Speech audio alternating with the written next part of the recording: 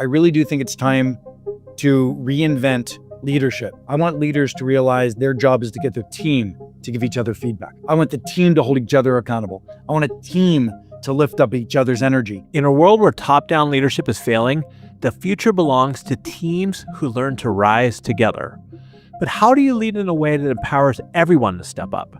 In today's episode, I'm joined by Keith Ferrazzi, #1 New York Times bestselling author and one of the most trusted voices in leadership and transformation. Welcome to the Learn It All podcast, the show for today's leaders who want to get ahead and stay ahead because we believe great leaders aren't born or made, we're always in the making. I'm your host, Damon Lembi, a 2-time best-selling author and CEO of Learnit, a live learning platform that has helped upskill over 2 million people over the past 3 decades. In a moment, Keith and I will be discussing why Teamship is a leadership model of the future, how to create a culture of peer-to-peer accountability, what great leaders do to build candor and trust, a new way to collaborate that won't overload you with meetings, and Keith will walk us through an absolute masterclass on how to implement the shifts from his book and transform your organization. I've heard you say that if leaders brought an engineering mindset into collaboration, they'd be light years ahead. Can you elaborate on what you mean by that? Yeah, I'll do 2 things. I'll give a little historical perspective. The biggest changes in organizational ways of working, and frankly, the biggest changes in cultural norms of companies have actually not come about from HR. It's come about from engineering. So back in my day, my dad was an unemployed steel worker because of the lethargy of the steel industry of the 70s. The arrogance of the hierarchy of the steel industry in the 70s had its butt kicked by the Japanese, who adopted new practices and processes of manufacturing around continuous process improvement, TQM, Six Sigma, Kaizen. The idea was that people down at the front line could organize into small teams and constantly iterate the way they worked. That was engineered by manufacturing engineering. Industrial engineering re-engineered the traditional hierarchical command control and the industrial era kind of ways of working into a new way, nimble, agile ways of working. And that changed culture.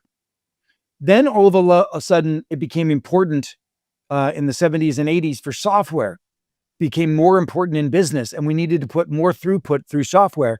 So an engineering mindset decided to work through new ways of working, and that created the agile process, right, in software development.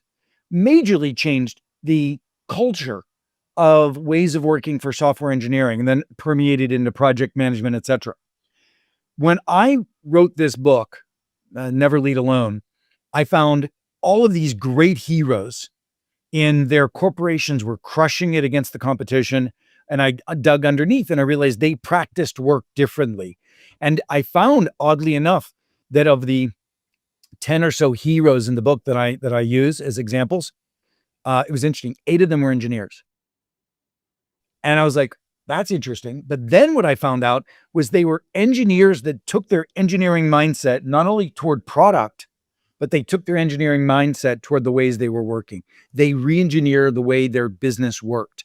That's what the winning formula was. So I've documented I've documented the practices that these engineers have come up with that help high-performing teams be successful. Let's look at it this way. You revolutionized networking and connections 20 years ago with your book, Never Eat Alone, right? Yeah. And so here we are, Never Lead Alone, great title. Share with us what it means to work in a teamship way and co-elevation. Well, look, your mouth to God's ears. That is my dream. That 20 years ago, what we did for networking and moving it from a transactional, usury kind of mindset to a generous, authentic way in which you navigate true relationships, which, look, I have to say, if I did nothing more than that book, Never Eat Alone, and my impact on the planet for that, so lucky with what Tal and I created, my co-author. But now 20 years later, I really do think it's time to reinvent leadership. Leadership traditionally has been hub and spoke to the individual. And what I want leaders to do is, it's fine for leaders to give feedback. I want leaders to realize their job is to get their team to give each other feedback. Leaders, it's fine to hold a team accountable. I want the team to hold each other accountable. I want a team to lift up each other's energy. This is the shift from traditional leadership to teamship. It's time for leaders to expect more from their teams. It's time for leaders to pause and say, I'm going to lead in a way that gets the team to step up 30% and meet me in leadership and be responsible. You and I were talking about this earlier with your own team. The reason you're so successful and in your 30-year anniversary of the business is because you have generated teamship as a core attribute of your business. And I'm here to celebrate you, and actually we'll be celebrating you on the 18th directly, but I'm here to celebrate you and other leaders who have recognized that. It is time to revolutionize leadership and more focus on teams. Now, look, I'm not saying that leadership is important. We shouldn't have did what we did, but we have totally under-indexed on what is the role of the team, not just the role of the leader. What's the role of the team? What's what I call a social contract among the team? So in the book, we have 3 layers of focus in the book. One layer, and the most important one, is building a challenge culture. How do you get a team to challenge each other, to bring full candor to each other, to give each other feedback on ideas, on accountability of performance, of competencies, of style? How do you get that layer of feedback? How do you get each other to push each other and own each other's growth, to be each other's coaches? That's the layer that drives high-performing business. Now, it's nice if you have that layer underneath it to have the kind of layer of psychological safety. The chapters in that book are about how do you get a team to care about each other, to bond with each other. That's chapter 4. How do you get a team to celebrate each other and lift each other up? How do you get a team to own each other's energy and care about each other's resilience? That bottom layer gives you the psychological safety and the permission to have that butt-kicking layer that I talk about in chapter 3 and chapter 10. And then the top, it's now let's collaborate in a way that puts an engineering mindset with the tools we have today. How do you use AI? How do you use the collaborative software? How do we do 21st century collaboration, not meetings, right? How do we not collaborate just in meetings? So that's the layer cake that the book walks you through. And you can pick and choose the practices, they're high return practices that I suggest teams use to transform their ways of working and therefore their performance. And you've developed this over 20 plus years of working and being there with high performing teams. So this has all been put into practice. And I've also heard you say, I mean, you could read and go through this book like my team is. It doesn't have to be in order. It could be like eating popcorn. You can go whatever direction you want. And for our listeners out there, one of the things that's so awesome about Keith's book is it's distilled down and it's thin. So it's not like you have to read a 500-page novel to get through this. Look at that. Love it. Yeah. Right? I did this on purpose. You know, the old Ben Franklin saying, if I had more time, this letter would be shorter. Well, I had 24 years to perfect this book, sitting in rooms like Jeff Bezos's team, having deep conversations with, like icons of business, understanding the practices of their work, and then extrapolating those practices into simple methodology that then I tested time and time again over a 3,000 team data set. And the practices I'm giving people are the practices that I know are what we call high return practices. In there as well are simple diagnostic questions that you could ask. And I'm going to talk a little bit about what my team's doing, but like, for instance, we scored low 2.8 when it comes to feeling comfortable giving each other feedback, critical feedback, but we scored high. I think it was like 4.7 when it comes to like, we enjoy working with each other.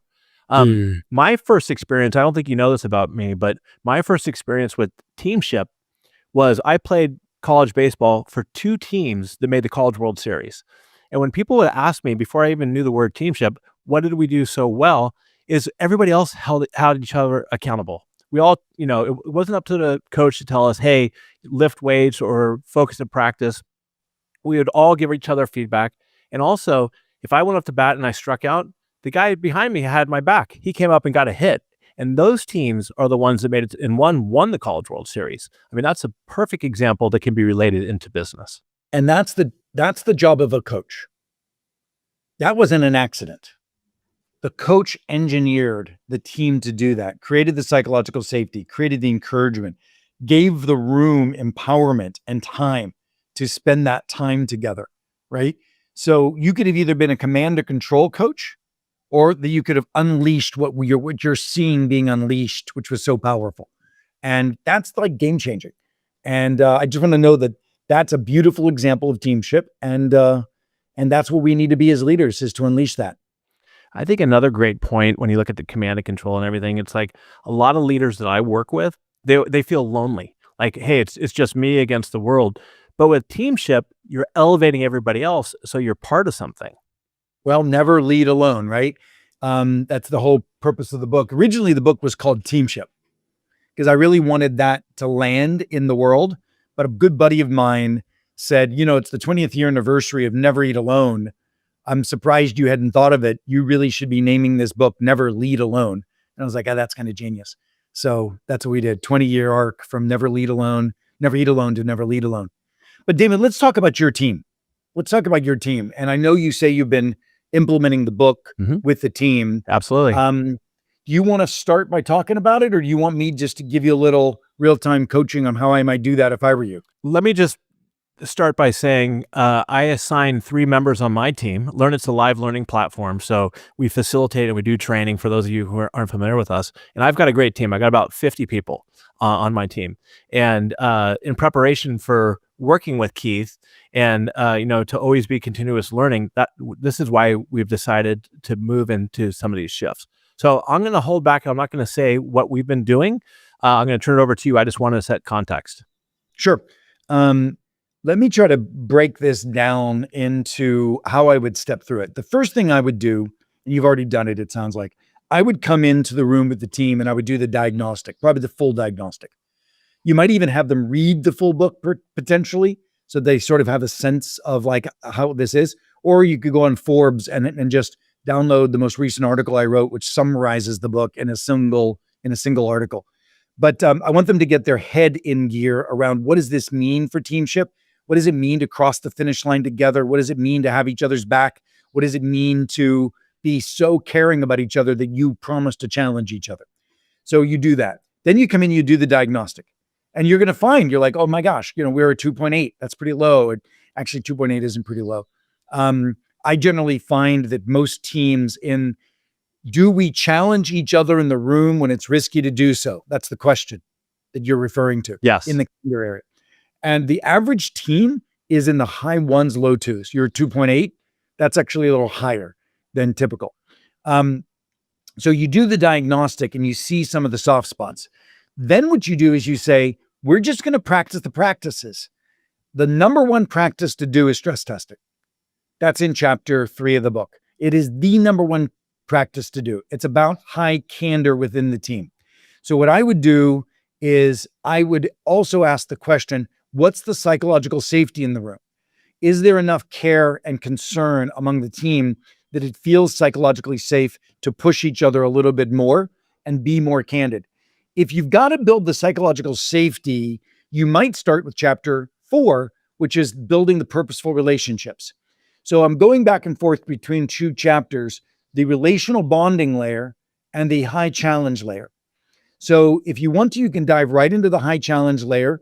But you and I talked about this earlier. Your team felt that maybe because we're at 2.8, let's hold off on that a moment and let's build some of the relational psychological safety. So let's do that. So we could all go around the room and do an energy check.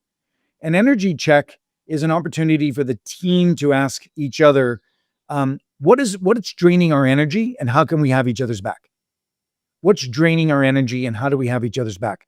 What I find is that when teams empathize with each other, when teams learn what's going on with each other, there is more empathy. And as a result, we actually can lean on the strength of that relationship in order to say to each other, I care about you so much. I'm not going to let you fail. I'm going to give you my feedback, right?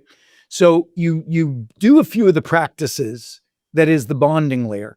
You could do a sweet and sour. Everybody goes around and says what's going on sweet in their life, what's going on sour in their life. You could do a personal professional check-in. Everybody goes around and shares what are they most struggling with personally, what are they most struggling with professionally. So there's different ways you can get at these practices that build that bonding layer. You could do celebration. and do peer-to-peer celebration. Everybody goes around and names somebody on the team that they want to celebrate for something that specific that they've done that they appreciate the most. So there's all of these little practices that build the psychological safety. But now let's get to the candor. The candor level, I want you to do stress testing. So Damon, what is one big rock that's so important to the future of the business this year that you want to make sure is done and is doing well? It's very simple. We need to implement an AI a solution to go along with our learning. So we do live learning, and we need a supplement, not to overtake what we're doing, but we have to get that done. And we've been stuck with that. Who's the Sherpa of that initiative on your team? And I'm using the word Sherpa because I don't like to use the word leadership because it makes it seem like one person's job is to do it. This one person's job, who's the Sherpa, their job is to get people up a hill. Her name is Courtney Ritchie. She's been with me 17 years, and she's the director of learning experience. So Courtney, what I want you to do, and it'd be great if you could do this before the 18th when I'm going to see you. I want you to stand in front of the room, and I want you to prepare a presentation. 1 page, that's all, 1 page. One column is, on this AI thing, what have you done so far? What have you achieved so far? What kind of research have you done? What point of view do you have? Whatever it is, like, where are you that you could say, as of now, here's what I'm proud of. Here's what we've done. The next column is, where are you still struggling? Like, what is it about this project that is still nutty, that is still difficult, that's still challenging, that you still have a dark spot on, that is the I don't know? Like, where are you struggling? And then the third is, over the next month, because I'm assuming this is not a quarterly project, this is a month to month, let's get it done. Over the next month, what is your plan? Really simple. So what you're doing is you're standing up and you're saying, here's what I've achieved. Here's where I'm struggling. Here's where I'm going. Now, Damon, how many people do you want to have engaged in the success of this project? How many people in the organization? Is it 20%? Is it all of them? As far as AI in general, I want everybody involved. I would talk about internal and external. I'm rolling up your sleeves. You have to. But as far as it is product related for our customers, I would say we need about 15%, about 15, maybe 20 people max. We need everybody to buy into it because the instructors need to communicate it as well. But I don't want to have. I might challenge that for a second. Okay, go ahead. I would suggest that in the core group, the 15%. That group probably meets on this project every other week. Okay. It feels to me like it's that intense. You want to get it. Yep. Maybe it's once a month. You can decide. We're every other week right now. Okay, good. So that core group meets every other week. But I would suggest that every 6 weeks, you stress test with the company as a whole. You might be surprised what somebody in the periphery, a coach out front, somebody on the call center, whatever, you might be surprised what their input would be. And you don't want that to just be an end process where you're asking them to get buy-in at the end. Why don't you ask them to be co-creators? And it's easy to do in this new world that we're going to be talking about, because now I'm going to combine chapter 3 and chapter 6, which is how do we team out of meetings. So here's what you do. The next meeting, Courtney stands up in front of the room, does that presentation, snap your fingers, everybody goes into breakout rooms of 3. First of all, I want everybody to know that we're going to stress test AI in advance, and I want people to have thought about it in advance, okay? And now you come into the room having thought about where we are, heard the report out, and I want everybody to go into breakout rooms of 3, open up a shared document, Google Doc, SharePoint document, whatever it is, and I want you to write, here's what Courtney's missing. Like, where do you challenge her? Write it down. What's she missing? Then I want you to write, what ideas do you have? What innovations or ideas do you want to give the work? And then that last one is, where might you offer help? Like, where would you say to Courtney, call me afterward, here's what I want to talk about. I can be helpful here, etc. And I want everybody to spend, half an hour really diving into it. Maybe it's 15 minutes. You decide what it takes to squeeze the juice out of those 3 people into that document. Make sure they write thorough sentences, because Courtney's going to go look at this document and come back with a yes, no, maybe. She's going to, in the room, when everybody comes back, you can have everybody report what their findings were, but it's now in the document, right? And everyone's going to say, yes. Oh, she's going to then say after she gets all the feedback, oh, that's right. Yes, I agree. No, I disagree. And here's why. Just because you're giving peer-to-peer feedback does not mean she has to take it. It's input. It's input. That's the key. When you start to change the contract of hierarchical change, hierarchical feedback, where of course you had to take your boss's feedback, to peer feedback, now you're giving bold input because it's just input. Such a big difference. So you move from one to the other. Now what you do is you go, and she says, yes, no, I'm not going to do this. And I'm going to take this under consideration. And what you do is you show up another month later, 2 weeks later, and we keep doing this stress testing. Now, you may not stress test every single time. There may be other aspects of the initiative that you stress test, but I would say it could be cool if you were to stress test with the broader group, like every 6 weeks or so, because it's so important. What about inviting some of your clients in to stress test? Now, what if you, instead of having a meeting at all, what if she recorded her 5 to 10 minute summary? Here's what we're thinking. Here's what we're believing. Here's what we've achieved. Here's where we're still struggling. Here's where we're still worried, whatever. Here's where we're going. And you send it out to however many people you want. What if you got an advisory group of customers to agree to help co-create this product with you, right? And you send them the video and say, over the next week, would you please fill in this form? What are we missing? What ideas do you have? Where do we want to go next? I'm sorry, where would you help? Right? So then now you can have dozens of people giving you input and feedback on a regular basis, and you never had to have a meeting. Yeah. Well, first of all, this is like freaking gold. This is unbelievable. I want to point out a couple of things that you're bringing up for our listeners who aren't as familiar with your work as I am when it comes to this book. When it comes to diagnostic questions, one of the things that Keith recommends, which I highly recommend what we did, is you don't just send it to people. You have a conversation with them about it, or even a video explaining the importance of it. Then Keith also talked about breaking into groups of 2 or 3. The reason why you want to do that is psychological safety goes up 85% instead of just throwing 14 people in the room and people, being afraid to say anything. That's super important. You talked about getting advice or feedback from frontline workers, call centers. That's how Learnit has accelerated growth over the years, is getting advice and listening to people from all walks of life in our organization, who have great ideas. And when you listen to that advice and implement some of it, people get pumped up and they want to be part of that team and do more. That's all huge. Another thing that Keith talks about is your team isn't just the 50 people you work with. It could be your customers. It could be your advisors. It could be the consultants you're working at. Getting advice and doing all of that is what can help do this. So I just wanted to say that, but keep going.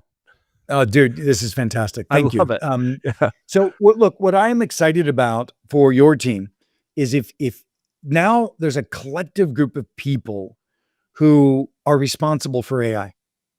And they're coming along in the journey. So when you finally get the solution that you really believe is the right solution, it will have been infused with input from all of these different categories. It will have been owned by all of these different categories because they're going to be going along the way creating. Versus what we used to do is she would probably sit with a few people, work it out, and then go get buy-in from others. Yeah, totally. And that's just game changing. Right. Now you've got your top customers involved in the co-creation of this product with you. Wouldn't that be cool? We've done that before in just creating regular classes. I mean, we go down to Hotel Vitale, which you're probably familiar with, and buy them a couple glasses of wine. They come up with classes, and then they're bought in and they feel like they're actually part of Learnit. Yeah. And guess who's going to buy those classes? The people who came up with them. And but I really don't believe it's not Pyrrhic. It's not like, oh, let's pretend to get input. No, let's actually co-create. That's the difference here. We're moving from the idea of collaborating in a tight box and then going in and buy-in to real co-creation. And that's the point. Leadership has to realize that you've got to co-create to be bold, but you don't have to use meetings to do it. If you use meetings in the old format of everybody sitting in a room, you're not going to be bold. You're not going to get it done. It's going to take meeting after meeting. And this idea that you could actually use asynchronous collaboration, chapter 6. How do I not use meetings to get this done? So I would do that. And then I would start moving into chapter 10, which is peer-to-peer coaching. like what Elf Beauty does right across the bay, they do an open 360. So we would start with you, Damon. Everybody would go around and say, Damon, what I most appreciate about your leadership is X. And everybody would share that with you. And then they would go around and they say, Damon, because your success is so important to us, and frankly, your success is important to our success, I might suggest. And all of your team would give you that feedback. All 50 people at once, or do you break it down into groups? Because 50 is a lot. That's a lot of people. I would not do your entire enterprise with this. I would do your executive team. Okay.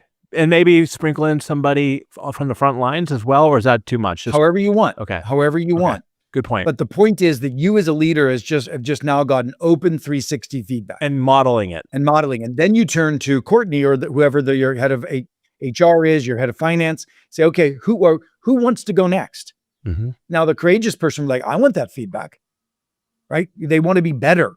This is a social contract to get better. At Elf Beauty, the commitment is that while you're working here, you will be better and you will grow further and faster than anywhere else you could possibly work.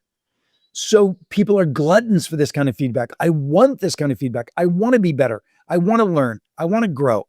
And so who's that person that raised their hands? That's a seeker. That's a seeker. They want the information. And then they do the same thing. What we most appreciate about you and your contribution to the team is X. Boom, boom, boom, boom, boom. And because we care about you and we want you to be successful and your success is important to our success, I might suggest. Boom, boom, boom, boom. So that Open 360 is a very simple practice that's done regularly at Elf Beauty that all of us need to be doing. And it opens up that peer-to-peer coaching that's so critical and important.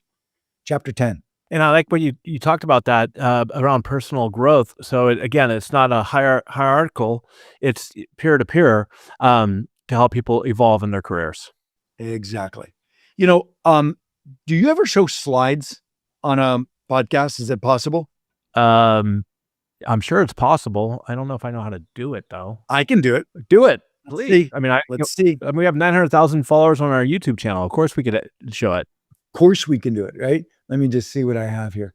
This is awesome, by the way. There we go. This is the model that we're talking about. So every chapter is a box. And what we're doing is we're popping around this thing. At the bottom is the relationship layer. This is the psychologically safe layer that says, this is a team committed to each other's success, caring about each other, lifting each other up. And that's why we're not going to let each other fail. So there's a chapter, 4 is the bonding chapter. Chapter 5 is the resilience, where a team commits to each other's energy. Then, each of these chapters, celebration, then you start implementing the candor practices, the butt kicking practices, growth. This is the peer-to-peer feedback that I was talking about with Elf. Those are the two most important, Damon. You have to have a candid culture and you have to have a committed culture of giving each other constant feedback and lifting each other up. That layer, I call that the challenge layer. And then at the top, it's how do we use 21st century collaboration? How do we not use meetings as how do we use agile, as I talked about earlier?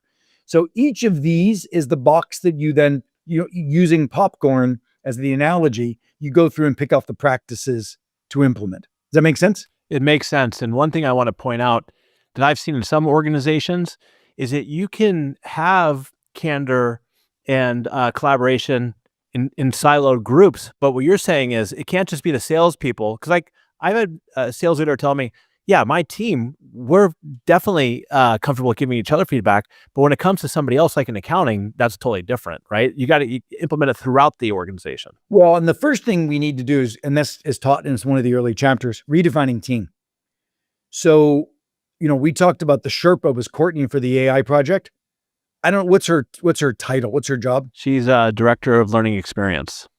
Okay. So why, so she's director of learning experience. But the team of 15, the 15% that you're talking about, the 8 or 9 people or whatever it is, that group of individuals has nothing to do with org chart. They don't report to her, right? This is a group that's committed to the project. That's the team. Team is who you need to get the job done. Team is not org chart. So once we realize that, we form teams around critical rocks. So the way I work, everybody has a North Star. I don't know what your North Star is. It's probably reinvent the way the world learns and develops and elevates in organizations. Something like that is our North Star. That's our desire. But then underneath the North Star, which is your mission or your purpose, then you have 5 strategic rocks. AI is one of your big rocks. AI, you form your team, and that team works on agile sprints to achieve its outcomes. The next team, the next big rock, works on agile sprints to achieve its outcomes. At the end of every agile sprint, you implement stress testing, right?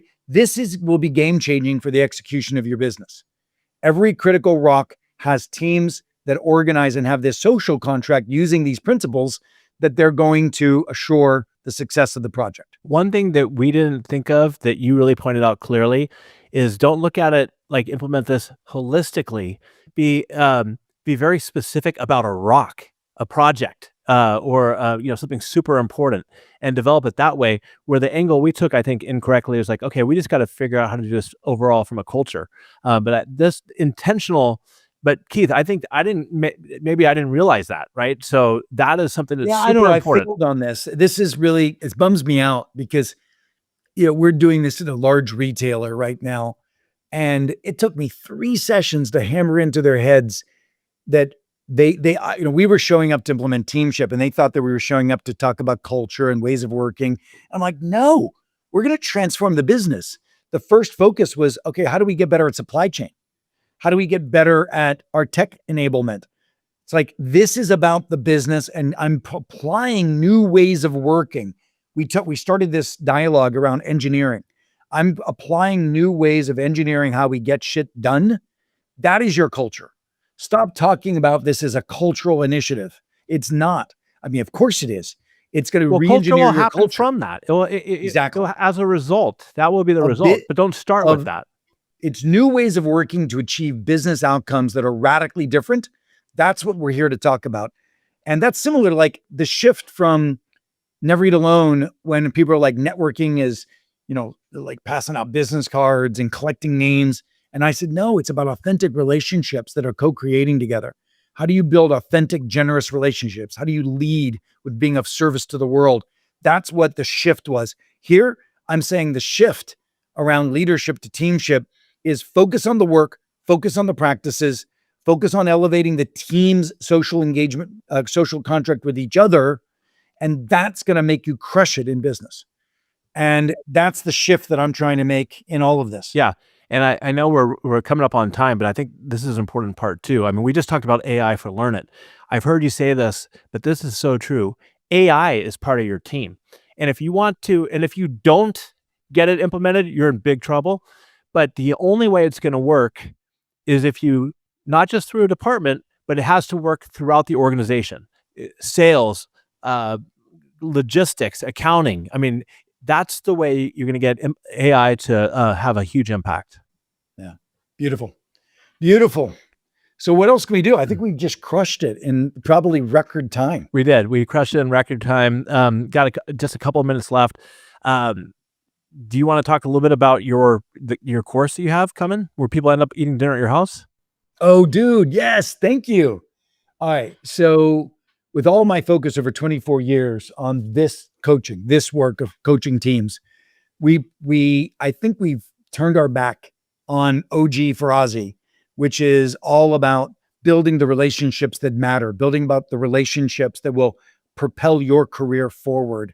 And so what I did was we put together a new course, and it's an 8-week course taught by a business partner of mine, Ronan, and myself.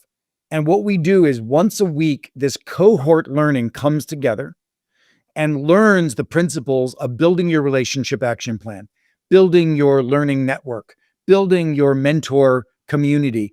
And we hold you accountable in weekly sprints to re-engineering how you manage and facilitate relationships to achieve your greatest dreams, whatever those happen to be. And every week has learning, every week has assignments. We have peer-to-peer coaching groups. We have individual coaches that we assign to the various teams and to you. And then at the end of 8 weeks, the graduation actually happens in Los Angeles at my home. And we have people flying in from Singapore, Poland, et cetera, all over the world coming in for this course. It's called Beyond Connections, The website is called connectedsuccess.com. And it's really taking the first few books, Never Eat Alone, Who's Got Your Back, and Leading Without Authority, and bundling all that learning into active learning over an 8-week period. So proud of it and so excited.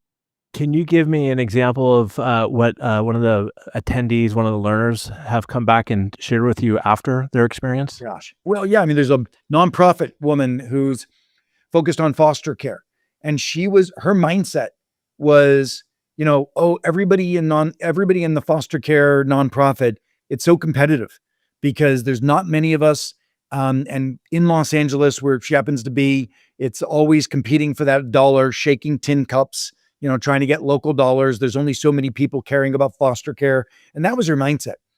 By the time this was done, she now has created a national consortium of the most powerful people in the country that have thought about foster care, was in foster care, care about adoption, etc. And she's going on a journey to facilitate this consortium of the most powerful, influential people in the world, including like Angelina Jolie, etc. That these individuals who care about the foster care system, she's facilitating this initiative, right? And it's crushing it. It's like moving it forward. And of course, she didn't reach out and say, give to my charity. She reached out and said, we need to create this powerful consortium that will change foster care. Are you in? And she developed this community. So it was so powerful. It was so exciting. There's another woman who has launched her coaching business that was absolutely propelled her growth in her coaching business through this. So it was an actual revenue stream uplift for her. I've had sales reps from organizations come in and apply it. I had one organization that gave it to all of their sales reps to put them through it. And they got I forget the exact number, it's like a 25% lift in net new sales from the work together. Well, one thing I want to say, going back to foster care for our listeners who don't know, Keith has 6 foster boys, or adopted 6 boys. So thank you for that. And a shout out to my buddy, Brendan Rogers, who also fosters children. And I think it's, to me, there's nothing more important than kids. And I love particularly the ones that have been left behind. Oh, there's nothing. I mean, it breaks my heart to even think of it. So thank you for the work you do with them. Thanks. One of the things I want our listeners to know, and hopefully this is still the same, but if you buy more than 25 books, you get short little videos that go along with the Never Lead Alone. And my team and myself, we've implemented that as far as watching those to learning a little bit more deeper about each shift. So that's been super, super helpful. I mean, this has just been incredible. I mean, this is amazing, especially with my 30-year anniversary coming up at Learnit, where you're coming to work with our team. This episode is coming out the day before. So how cool is that? That was part of the plan. So, I mean, Keith, I just can't say enough. I mean, thank you so much, brother. This I'm has so been excited. awesome. And let's chat offline. Text me. I want to find ways we can really do more work together. Your passion for this topic. Maybe we should partner and Learnit should take it to market. 1,000%. I mean, I've been big on this stuff before I even knew you had Teamship. I've talked about all this, and ask anybody on my team how pumped up I am about your work and the stuff you do. So thank you, Keith. And until next time, listeners, stay curious, keep learning. Have a great day. Goodbye.